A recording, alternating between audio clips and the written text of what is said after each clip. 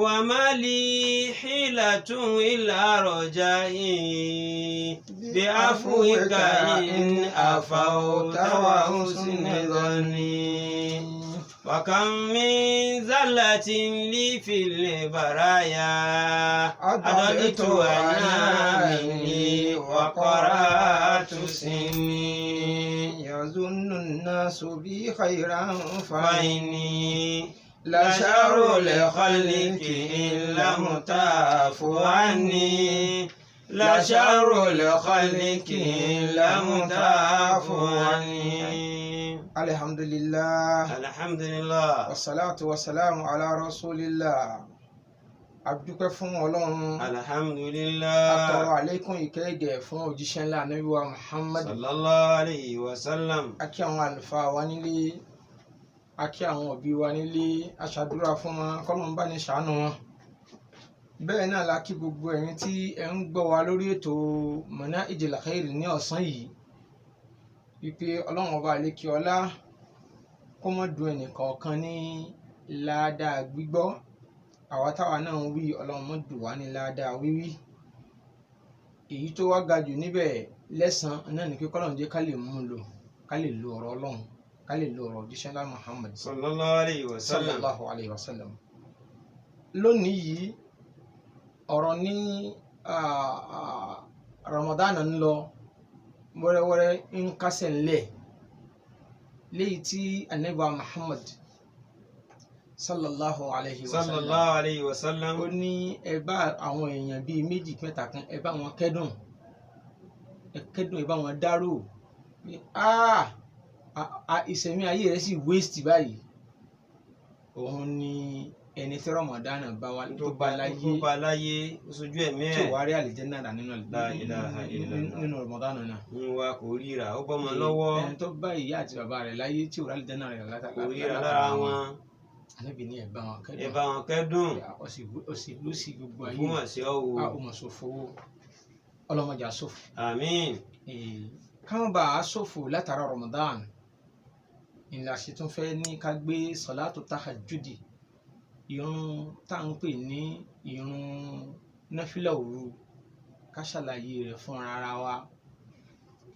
náfìlà òru nínú àwọn aṣẹ́ olóore, nínú àwọn nǹkan téèyàn ṣe tí máa dùn mọ́ Ọlọ́run ọba tó dá wa ni ńlọ́wọ́ àkáyẹn náfìlà lóru.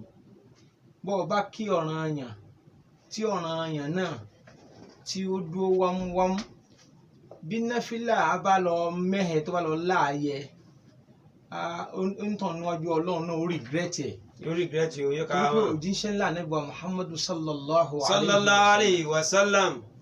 arákùnrin kan tí Ànábì sọ fún wípé ìwọ arákùnrin yìí kí n lọ fẹ́ lọ́dọ̀ Ọlọ́run, kí lọ fẹ́ lọ́dọ̀ Ọlọ́run, kí n bọ́ tọrọ rẹ̀. arákùnrin yìí rí gẹ́gẹ́ bí opportunity pé ààyè ló yọ yìí lẹ̀, ààyè ló yọ yìí, o lè má dúró ẹ̀ máa ń jọ mí. ó ní ìwọ Ànábì ní tí mo fẹ́ sallallahu alayhi wa sallam. ọ̀rọ̀ fàkátàkà fil janna, mo fẹ́ jẹ́ alábàágbépọ̀ rẹ nínú àlùjánnà. nínú àlùjánnà. Ànábì ní kò lè. kí n má wọ lásán pé pàjọ máa gbé ni. Ànábì ní kò lè. kò lè. ọ̀hún kí n tọ́tọ̀ mi dọ́gbọ́n béèrè ni pé ní kí n jọ́ máa àlùjánnà. ti béèrè ẹnu má jẹ́ wọ lásán. Ànábì ní ó dà kò lè. ó wá ràn mí lọ́wọ́. ó ràn mí lọ́wọ́. ala nafsika bi kasrati sujud. nítorí o béèrè yìí ó sì ràn mí lọ́wọ́ láti pé kó tẹ̀ ọ́ lọ́wọ́ pẹ̀lú ọ̀pọ̀lọpọ̀ náfìlà. àṣẹ náfìlà ni. náfìlà. ọ̀pọ̀lọpọ̀ náfìlà.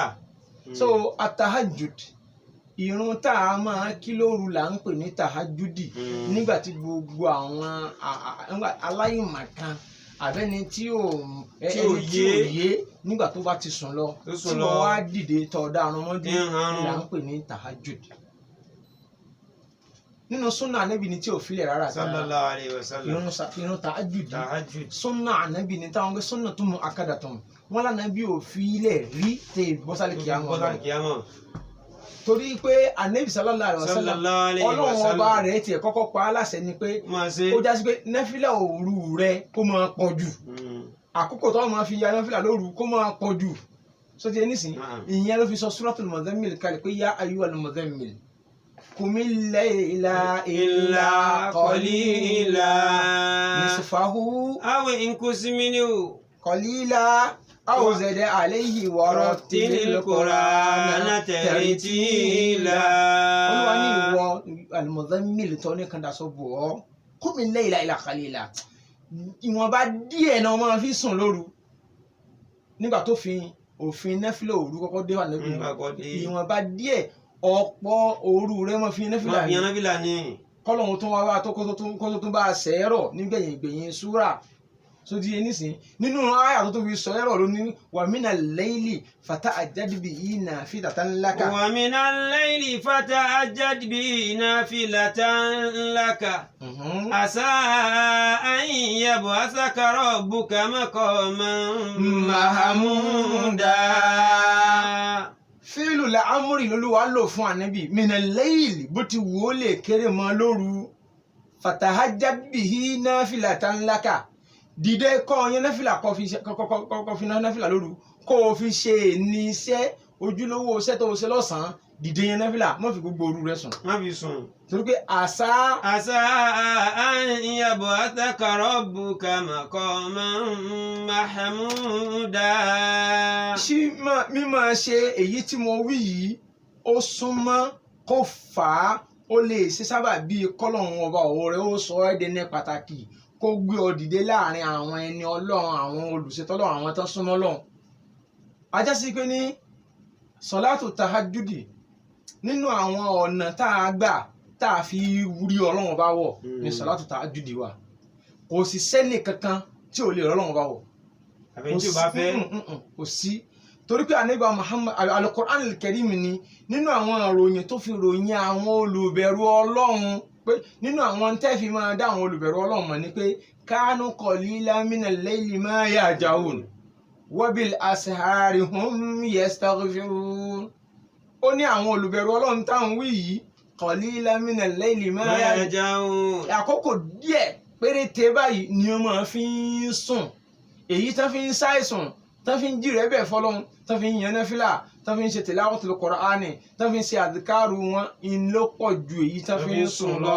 Wa bil ashari hum yastaghfirun. Kódà tó bá tún dọwọ́ sàárì tí sàárì ń bọ̀ wọn a máa wá tọrọ àforíjì lọ sọ́dọ̀ Ọlọ́run. So ìdílé yìí ni pé at-tahajjud nínú nǹkan kan tólúwa rẹ̀ ò gbọ́dọ̀ jẹ́ kó bọ́ mọ́ ń lọ́wọ́ ní pàápàá jùlọ mùsùlùmí ò gbọ́dọ̀ jẹ́ ó bọ́ torí pé àkókò yẹn nínú àkókò tí Ọlọ́run ọba àlékè ọlá tó súnmọ́ ọmọ ẹ̀dá ènìyàn jù ni. A sì rí i pé Ramadan ti ń lọ. Ń kásẹ̀ lẹ̀. Tí ibà ṣe ti àdánwò kòrónà yìí tó títí ń bẹ láyé yìí ni ó yẹ kí ọ̀pọ̀lọpọ̀ mùsùlùmí ó wà ní ìtìkáàfù báyìí. Kó lọ bọ́ lọ́run. Àmọ́ tó ń ta ìsànfààní rẹ̀ Allah àǹfààní kọ́ yẹn nẹ́fìlà ń bẹ nínú ilé tí ò sí ọjọ́ kan tá a gbọ́dọ̀ fílẹ̀ láì ní yẹn nẹ́fìlà ṣùgbọ́n ọ̀pọ̀lọpọ̀ wọn ò mọ̀ yún. Ànábì wa Muhammad sallallahu alayhi wa sallam ó ní inna aqraba ma yakunu rabbu azza wa jalla min al-abdi jawfa al-layli al-akhir in istata'ta an takuna mimman yadhkuru Allah azza wa jalla fi tilka as-sa'a fakun. Ànábì sallallahu alayhi wa sallam ó ní àkókò tí Ọlọ́run ọba àlékè ọlá ọba ńlá ọba tó gbọngbọ́n àkókò tó súnmọ́ àwọn ọmọ ẹ̀dá jù láyé ní jọ́fàlẹ̀ àárín gbùngbùn òru. Ànábì ní tó bá wá fẹ́ tí wọn náà fẹ́ kọ́lọ́run ọba rẹ ó súnmọ́ tí wọn náà ó súnmọ́ Ọlọ́run ọba rẹ lo àkókò yẹn. lò ó mọ̀jọ ọmọ lọ́wọ́. mọ̀jọ ó bá ọ lójú oorun torí inna salata ìrun tá a bá kí lákòókò yẹn mahduratun mashhuda àwọn màláíkà ó jẹ́rìí sí. wọ́n jẹ́rìí sí. Ọlọ́run gan náà fúnra rẹ̀ yóò gbà pé ọkírun fún mi. ila tolo ìṣàǹsì títí tí tóun ó fi yọ wọn mọ ìgbìmọ̀ ká lágbájá ó sì ìbádà fọlọ́ lágbájá ó sì ìbádà fọlọ́. ń túmọ̀ sí pé àwa mùsùlùmí àkókò àkókò kórè. ẹni bá sì jẹ́ ń tàn yín o bí kèfèrí náà bá lo àkókò tó wà fi bẹ lọ́hùn Ọlọ́run ó gbà o. tó bá lo àkókò tó wà fi bẹ lọ́hùn tó bá máa lò. ń làwọn tí ò lẹ́sìn ń lò ni wọ́n ń lò wọ́n ti gbọ́ yí àwọn kó dodo lọ́rọ̀ ànábì yóò sì ṣe ni àmọ́ àwa tá a wá jẹ́ ọmọ lẹ́yìn ànábì àwa láwa mú ọ̀rọ̀ rẹ̀ wájú wa lójúmọ́ oníṣu ila nabiyyu sallallahu alaihi sallallahu wasallam alayhi wa sallam. ayyu salati afdal ba'da al-maktuba. Wọ́n ní òjíṣẹ́ Ọlọ́run sallallahu alayhi wa ìrun wo sallam. ló tún lọ́lá jù lọ́lá tó jù yẹ ká máa kí lẹ́yìn ìrun ọ̀ranyàn. lẹ́yìn ìrun márààrún. Ànábì ní afdalu salati ba'da salati al-maktuba as-salatu fi jawfil layl. Ìrun tó tún ní ládájú tó tún gbé wọn jù lẹ́yìn ìrun ọ̀ranyàn iná lè tó tún kí láàrin tó òru. kí láàrin òru. In tí ó jò ó rí bẹ́ẹ̀ kò ju wípé sọ̀rọ̀ pé òun ò ní kárí mi nínú. kò ní kárí mi nínú ìwọ nìkan lọ́ọ́ kírun yàrá rẹ. Tí ìbá yan nẹ́fìlà lọ́sàn-án èèyàn lè máa yàn án nítorí pé àwọn èèyàn wà wọ́n dá sí. Ẹlòmíì lè má fẹ́ yan nẹ́fìlà àwọn tó rí pé àwọn èèyàn dìde eléyìí dìde yan nẹ́fìlà eléyìí dìde yan nẹ́fìlà. Sẹ́mi nìkan ní wàá dìde nìkan wájà lọ́wọ́ àwọn ó ti ní kárí mi díẹ̀ nínú. Àmọ́ ìdìde òru kírun yìí tó fi já sí pé òun ló lọ́lá jù ní pé ní kò sí kárí mi níbẹ̀. Kò sí ìwọ àtọ́lọ́wọ́n ọba ààrẹ nìkan náà ní ọmọ sọ̀rọ̀ ó wù ọ́ fi yàn án. ó wù ọ́ ni ó sì ké déédéé tó bá wù ọ́ ọ́ tún wá ráàyè ọ́ tún láǹfààní àti kí lulúwa á sì máa pẹ̀lú inna nashi'ata al-layli hiya ashaddu wat'an wa aqwamu. Ìrun òru ọkàn máa papọ̀ ó yàtọ̀ sí ìrun ọ̀sán. Ìrun ọ̀sán lọ́ọ́ ti máa ronú pé lágbájá láti kírun tán ní sìnkàn lọ lè bá lágbájá bí mo ṣe rántí ìgbọ́dọ̀ gbàgbé èmi rẹ̀ ti kó lórí wọn. Àmọ́ ìrun òru ọkàn àti làákàyè gbogbo ẹ̀ yóò máa ṣiṣẹ́ papọ̀ nítahàn rẹ̀ ń wí ọkàn rẹ̀ ó máa tọ̀ ọ́. So ajá sí pé àwa mùsùlùmí àkókò tá a wá tún wà yìí nínú àkókò tó tún jẹ́ àkókò gbígbà àdúrà jù ni ta ni ò ní bùkátà níwájú Ọlọ́run. Ẹni tí ò bá ní bùkátà ó lè mọ́ lo àǹtà ń wí ó lè mọ́ wúlò fún un. Àwọn mọ̀ pé tó bá ní bùkátà opportunity ni ọ̀rọ̀ Ànábì sallallahu alaihi wasallam kò ní já sí rọ́. Ó ní fil layli sa'atun yujabu fi ad-du'a. Àkókò kan ń bẹ lóru kìí sọ̀rọ̀ Ramadan nìkan kìí sọ̀rọ̀ Muharram nìkan kìí sọ̀rọ̀ Shaban nìkan kódà kìí sọ̀rọ̀ Dhul-Hajj nìkan. Gbogbo tí ń jẹ́ òru ayé ló ní wákàtí yẹn nínú wákàtí gbígbàdúrà. Torí pé Ànábì sallallahu alaihi wasallam sọ wípé inna fil layli la sa'atan. Ànábì ní dájúdájú àkókò kan ń bẹ lóru wákàtí kan bẹ ń bẹ la yuwafiquha rajulun muslimun. Àárín wọn ní ká kíyèsí. wọ́n ti gbé ní condition. Rajulun muslim mùsùlùmí tó gbà pé Ọlọ́run kan ṣoṣo ni. tó gbà pé ẹyọ kan lọ́lọ́run kò pé méjì. Tí ìmánì rẹ̀ lódò wallahi ó ní Ànábì ní irú ẹni bẹ́ẹ̀ tó jẹ́rú mùsùlùmí bẹ́ẹ̀ kò ní ṣe kò ń gẹ wákàtí yẹn yas'alullahu khayran min amri dunya wal akhirah. Kó wá dìde kó wá bẹ Ọlọ́run oore ayé ni o àbí tọ̀run Ọlọ́run àìrí jẹ àrímu yìí ti tó dákun bá fòpin sí gbogbo àwọn ọmọ mi jẹ́ wọn ràn lọ bí àwọn ọmọ mi ní òun láàjẹ wọn láṣeyọrí dákun jẹ́ mi ní òjèrè gbogbo wa la fẹ́ àbí kò sí gbogbo wa la fẹ́ gbogbo wa la ń tọrọ ẹ̀. Opportunity wa nù lọ́wọ́ ń sun àsunharun àyẹ́sàsun harun ó sọ tó wà tọ́. Subhanallah mùsùlùmí oorun àsùnjálẹ̀ látàlẹ́ dàárọ̀ kò sínú àwọn mùsùlùmí kò dáa fún mùsùlùmí. Dàbí kìnìún tí ń sùn ni. Kò dáa fún mùsùlùmí bí kìnìún bá ti sùn bí kìnìún bá sùn tí ó jẹ ẹrakẹ́rẹ́ ó fò kọjá àbá. Ànábì Muhammad sallallahu alaihi wasallam wọ́n ní ká sọ fún ọ ìwọ tó ń máa sun àsunharun látàlẹ́ dàárọ̀. Àsunwátọ́. Gbogbo ọmọ náà ni wọn ọ̀rọ̀ náà gbégbà yìí. yóò ní mọ̀gbà tí dílé mọ́ gan. àbọ̀ gbọ́ gbogbo ọmọ ẹlòmíín kàwé tán kò ríṣẹ́ ẹlòmíín kọ́ṣẹ́ tán gbogbo ẹ̀ ní ọ̀kadà náà ní ń gùn ọ̀kadà náà ní sọ ọlọ́pàá tún gba ọ̀kadà lọ́wọ́ ọ̀rọ̀ dídọ́jọ́ mẹ́ta òun ní ṣiṣẹ́. wọ́n sì lọ fẹ́ jẹun ọmọ ọ̀wá ń sùn. ìwọ tó ń gba ọ̀kadà títí ẹ̀ náà ìwọ náà sì fẹ́ gba ọ̀kadà rẹ padà ọ̀hún tó ń sùn wọ́n ń sùn.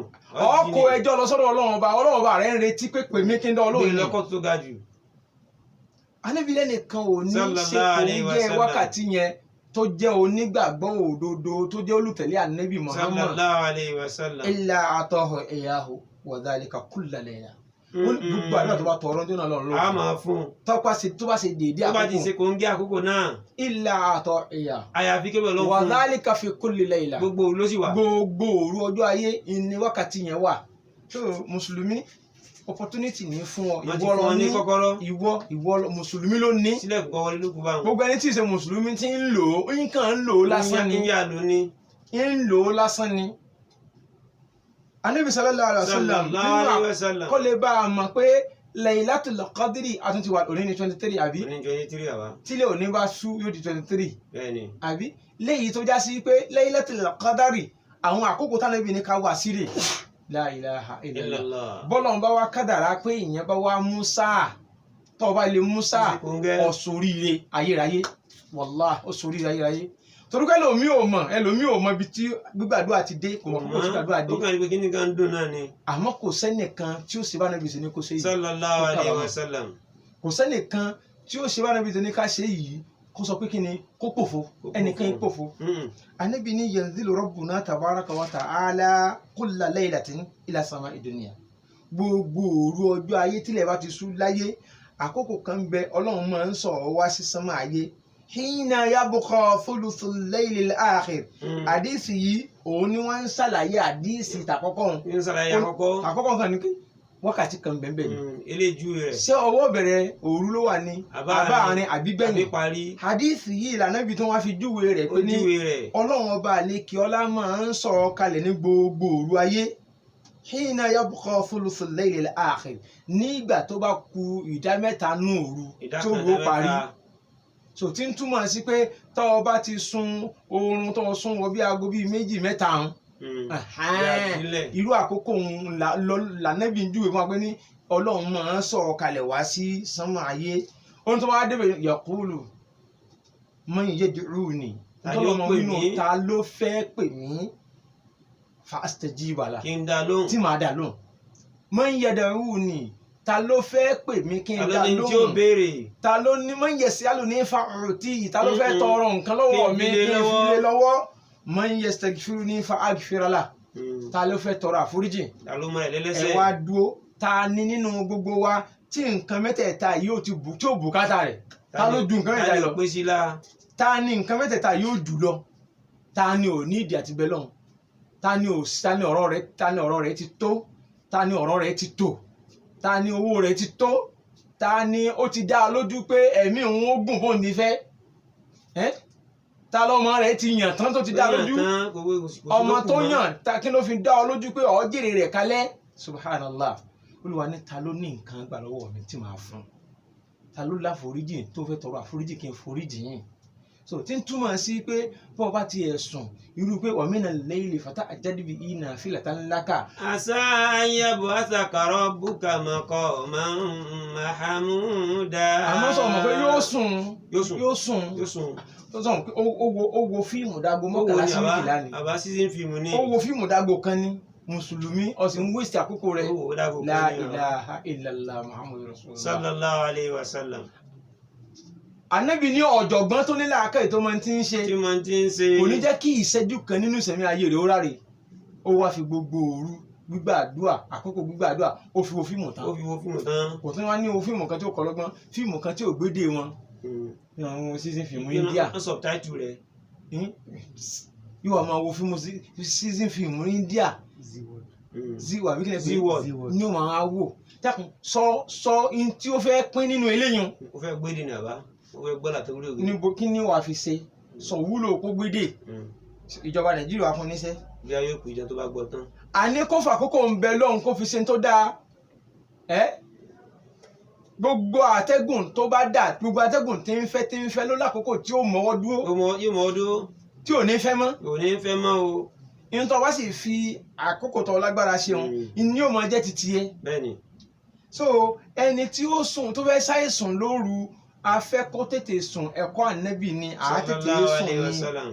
àtètè sùn ni wàlá Ànábì ní ká tètè sùn kódà tó bá fẹ́ sùn nínú ẹ̀kọ́ ọ̀fẹ́ sùn àwọn àfà ṣàlàyé rẹ̀ bẹ́ẹ̀ àfọn àsìgbà nínú ọ̀rọ̀ Ànábì náà tó ní ó ní wọ́n máa ń bá tàtọ́ ìran bá tàfi ṣe àrí ìmọ̀làkùn ẹni bá ṣàlùwàlá kó tó sùn ó ṣàlùwàlá sọ̀rọ̀ pé ẹni tó fẹ́ ṣàlùwàlá kó tó sùn ni ó rí pé ó tètè fẹ́ sùn kì í ṣe pé oorun ti máa kún ó ti wo fíìmù tó ti sú yóò kàn bọ́ sórí bẹ́ẹ̀dì rárá kò sóorí mẹ́ fún ọ ṣàlùwàlá kó o tó sùn kó o bọ́ sórí bẹ́ẹ̀dì ẹni tó bá ṣe bẹ́ẹ̀ Ànábì tó bá ṣe bẹ́ẹ̀ màláíkà kan máa bẹ lábẹ́ aṣọ ọ̀dàbọ̀ra rẹ̀ tí ó máa ṣàdúrà fún bí má ti ń yí ẹ̀gbẹ́ padà tí má ti ń yí ẹ̀gbẹ́ Allahumma ikfil abdika fulana náà bá tàtà àhírà Ọlọ́run ò bá mi foríjì lágbájá yìí torí pé ó sùn pẹ̀lú ó sì pẹ̀lú àlàlá bá ń foríjìn ẹni tọ́lọ́run bá sì ti foríjìn lọ́lọ́run gbàdúrà rẹ̀ bẹ́ẹ̀ ni ẹni tọ́lọ́run bá ti foríjìn lọ́lọ́run ṣàánú ẹ̀. yóò fún lọ́mọ.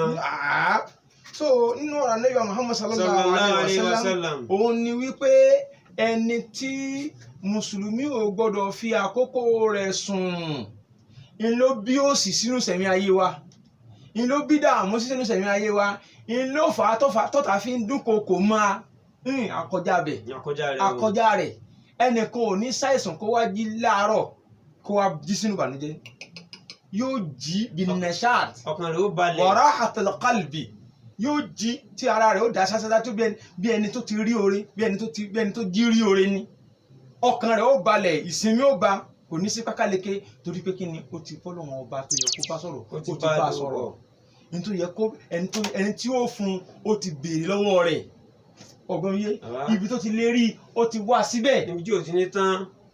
ibi tí ò ti ní tán ẹni tí ò ní ṣèrègùn ó ti béèrè lọ́wọ́ ẹ̀ ọmọ ẹ̀dá ènìyàn tí wọ́n gbójúlé wọn kí ni o lè sọ ọmọ ẹ̀dá ènìyàn náà kò sí ní tí ó lè ṣe àbá.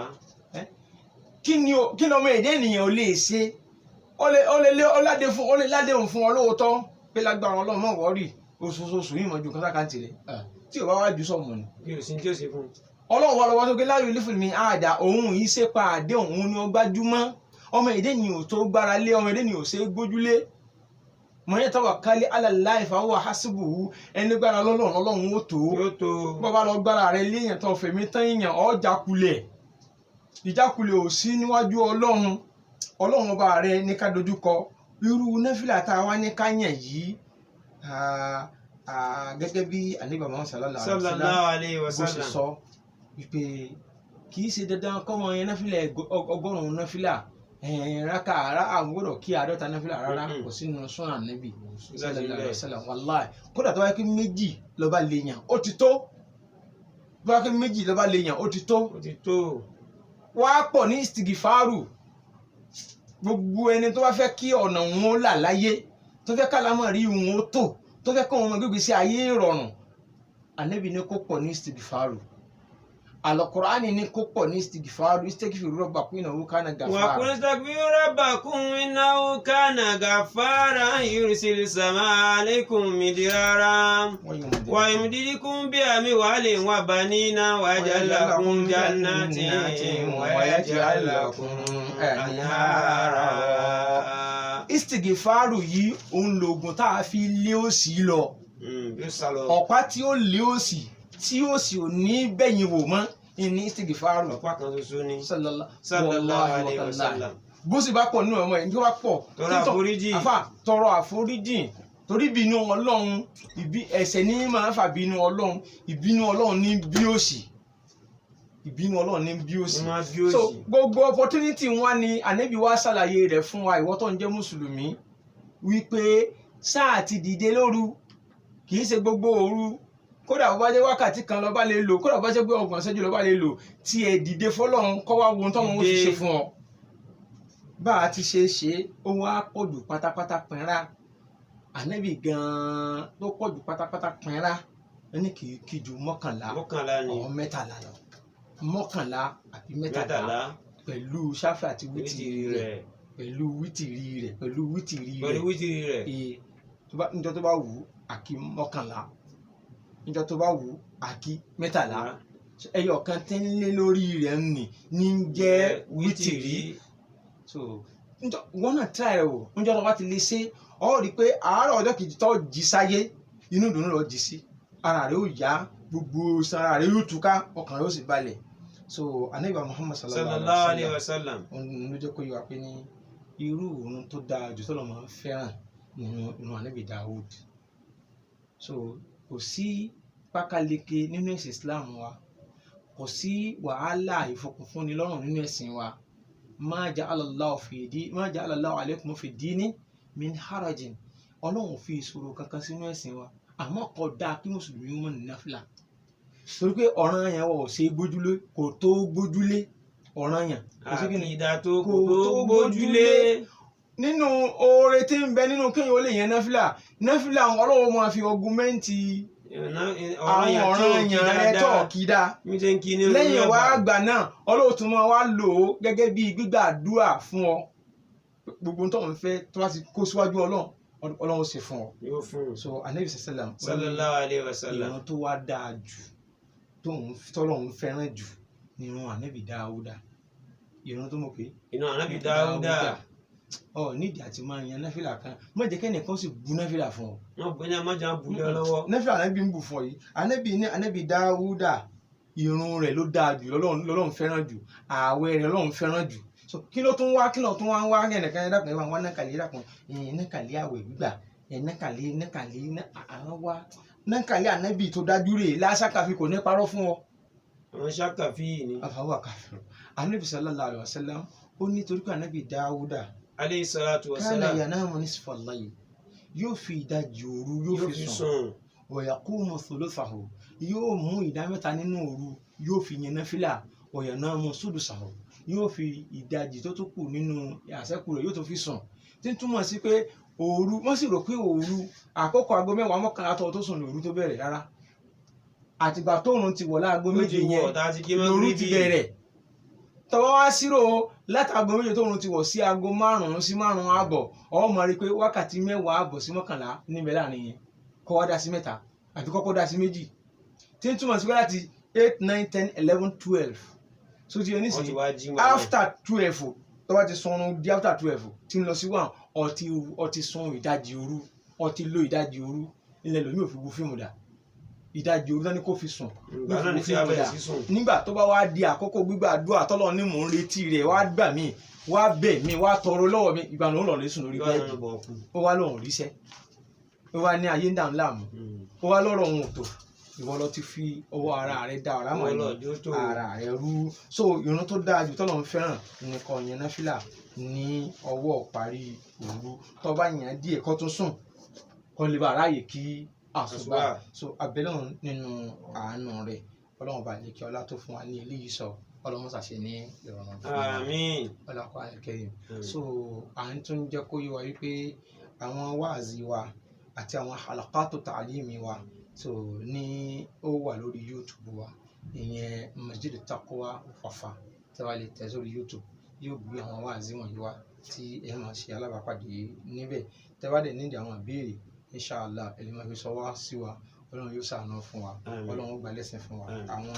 alhaji Abdulrazak Ọlábísí olówó èyí tí wọ́n jẹ́ Asabur consultancy shop Asabur charity foundation ọlọ́run bá ní yọ́nú sí wọn gbogbo náwó wọn ọlọ́run bá ní gbà lẹ́sìn fún wọn dákun wá bá ní ṣe àrọ́pò rẹ̀ tó pọ̀ bá ní fi sẹ́ fún wọn gbogbo ẹni tẹ́yìn náà gbọ́ wá lé ọlọ́run dákun abílọ̀ nínú àánú rẹ̀ oore tí a bá pàdé lórí ètò yìí ọlọ́run mọ́ta fi ṣe تفضل كيان ولو سبحانك اللهم وبحمدك اشهد ان لا اله الا انت نستغفرك ونتوب اليك السلام عليكم